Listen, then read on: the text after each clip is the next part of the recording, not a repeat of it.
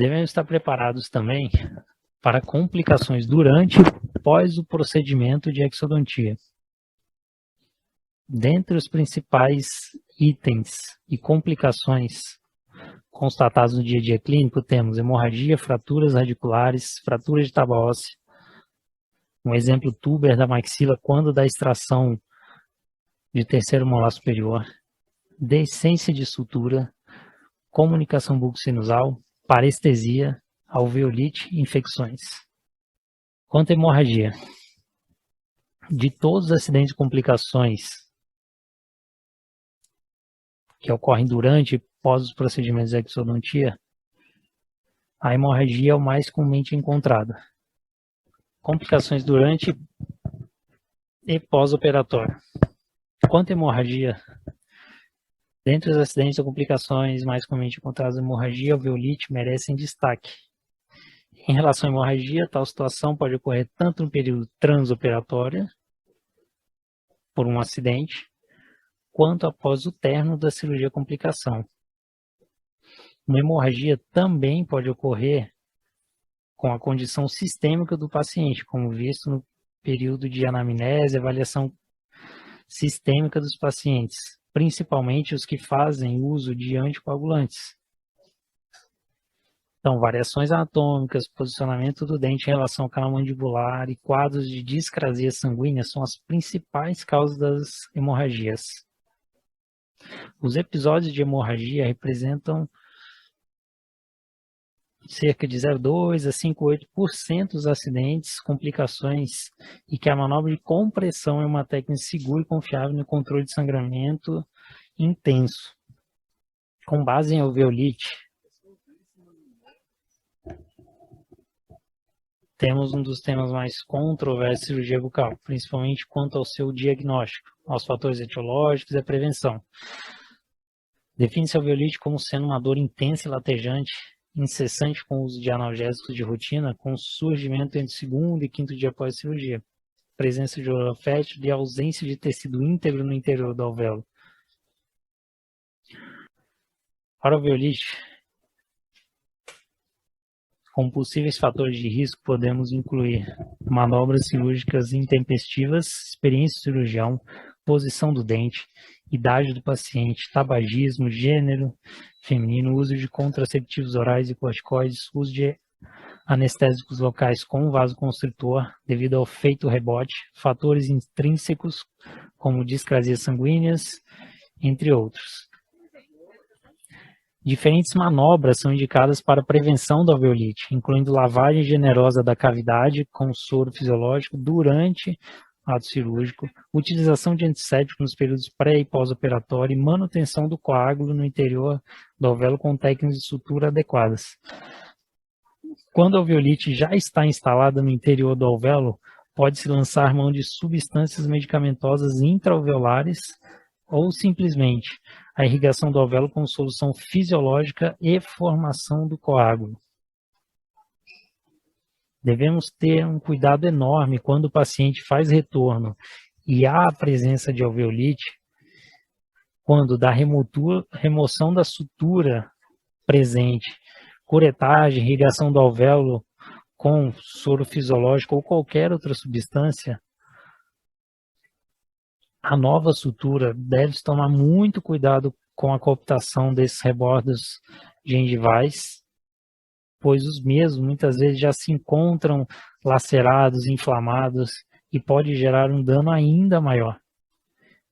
Então, além do cuidado de curetagem e irrigação do alvéolo, devemos preservar e tomar um cuidado enorme quanto à nova cooptação dos rebordos gengivais.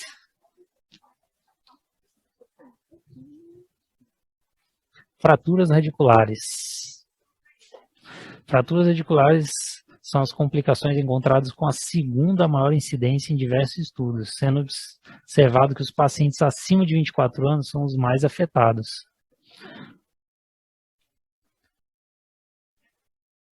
Praticamente de senso comum dos profissionais que os dentes terceiros molares devem ser extraídos.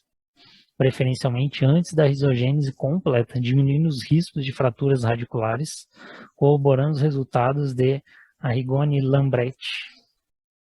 Como dito anteriormente, fraturas radiculares podem ocorrer de forma já esperada, quando da avaliação da radiografia e tomografia, ou simplesmente de uma forma eventual. Quando ocorre a fratura radicular, o cirurgião dentista deve, no momento, no ato cirúrgico, decidir se, pelo risco-benefício, deve-se fazer a remoção daquele fragmento radicular. Caso seja um terceiro molar em que o ápice radicular não contaminado esteja muito próximo ao canal mandibular e o risco seja maior na sua curetagem, muitas vezes o profissional faz opção por deixar aquele ápice radicular e controle periódico clínico radiográfico posteriormente.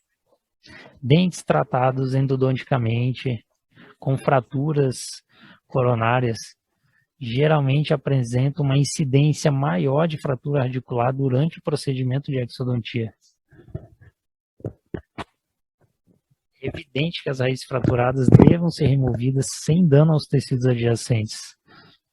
Entretanto, quando tal manobra não é possível, o tratamento mais indicado é o sepultamento radicular e preservação, evitando com isso remoção exacerbada de tecido ósseo ou lesão aos tecidos vizinhos. Nesse caso, exames por imagens periódicas devem ser indicados para o controle do remanescente radicular ao longo dos anos. No exemplo em questão, temos um molar inferior, ao qual, diante a avaliação da radiografia panorâmica, aparentemente, tínhamos apenas a raiz mesial e a raiz distal. Durante o procedimento cirúrgico, houve a fratura de um ápice radicular, constatando que a raiz distal tinha divergência para dois ápices. Optou-se, então, pela remoção conservadora deste fragmento através da adaptação de uma lima endodôntica e avulsão do ápice. Portanto, o cirurgião dentista deve sempre, durante o ato cirúrgico, estar preparado para este tipo de intercorrência que é bastante comum, principalmente em dentes com divergência radicular, dentes tratados endodonticamente, e no momento em que esta complicação ocorra durante o ato cirúrgico, ele deve fazer a opção de remoção ou não do fragmento radicular e ter em mãos, para tal procedimento, todos os equipamentos possíveis. Deiscência no retalho.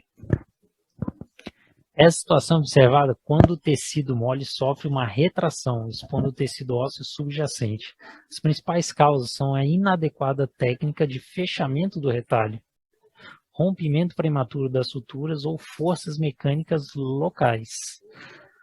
A taxa de incidência encontrada é de cerca de 1,5%, que pode ser explicado pela falta de experiência do operador, tanto na realização da sutura, dificuldade de acesso, falta de habilidade, quanto a falta de cuidados no período pós-operatório por parte dos pacientes.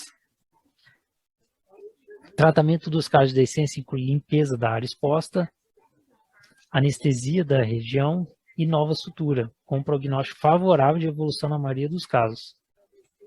Para evitar a deiscência no retalho, o cirurgião dentista deve sempre, no início do ato cirúrgico, fazer uma boa sindesmotomia, um bom rebatimento e preservação dos tecidos moles, um bom manejo dos tecidos moles. Após a remoção do dente, regularizar o rebordo, evitando presença e permanência de espículas ósseas e assim realizar correta sutura, fio de sutura adequado, sem grandes pressões, sem grandes tracionamentos daquele tecido.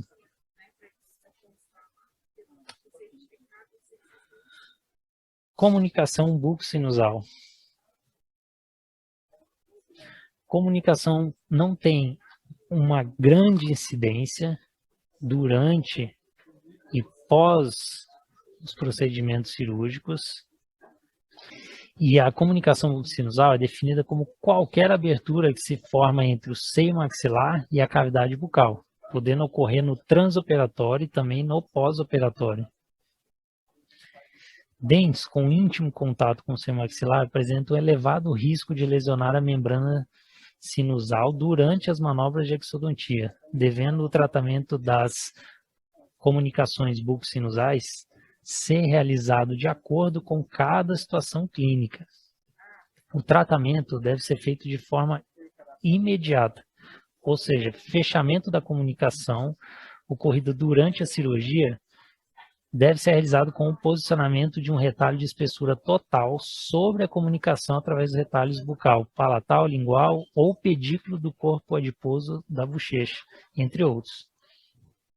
O importante é ter certeza da completa obliteração da ferida cirúrgica, evitando com isso comunicação bucosinusal tardia, que requer procedimentos cirúrgicos adicionais.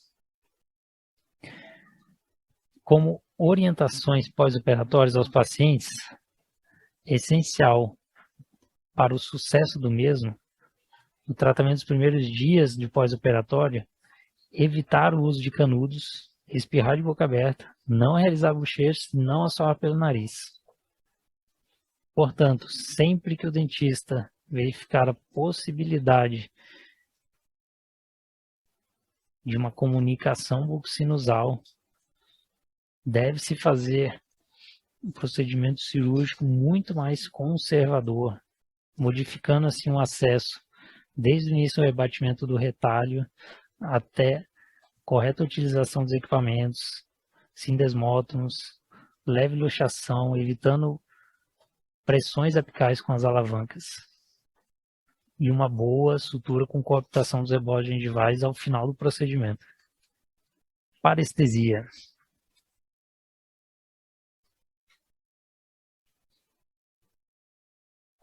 De acordo com várias pesquisas, o grau de incidência de parestesia fica aproximadamente 1% dos casos, após a extração principalmente de terceiros molares inferiores, obviamente, sendo que em 0,5% dos casos, os pacientes relataram um quadro de parestesia permanente.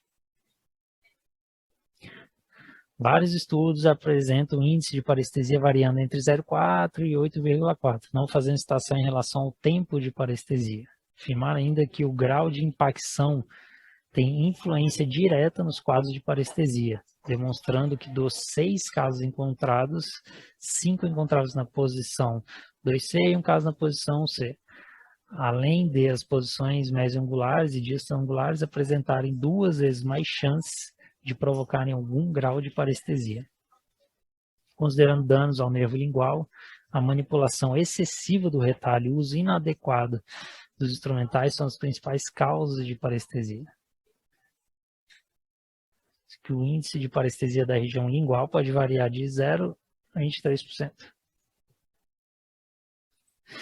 Em resumo, o cirurgião dentista avaliando terceiros molares inferiores deve avaliar sempre a posição dos mesmos, o grau de proximidade com o canal mandibular, idade do paciente,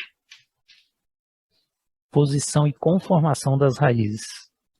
Então, explicar de forma clara os riscos e efeitos colaterais daquele procedimento e o que pode acarretar no pós-exodontia dos terceiros molares inferiores. Fazer um termo de consentimento ao qual o paciente deve assinar e estar ciente dos efeitos colaterais e, após o procedimento, caso constate parestesia, já entrar com a correta medicação, aplicação de laser terapia e preservação do mesmo. Fraturas da tuberosidade maxilar. Quando da extração de terceiros molares superiores, quando o cirurgião dentista aplica uma força geralmente mais para distal, excessiva e brusca, pode ocorrer a fratura da tuberosidade maxilar. E estudos mostram que apenas 0,6% dos procedimentos cirúrgicos podem acontecer esse tipo de fratura.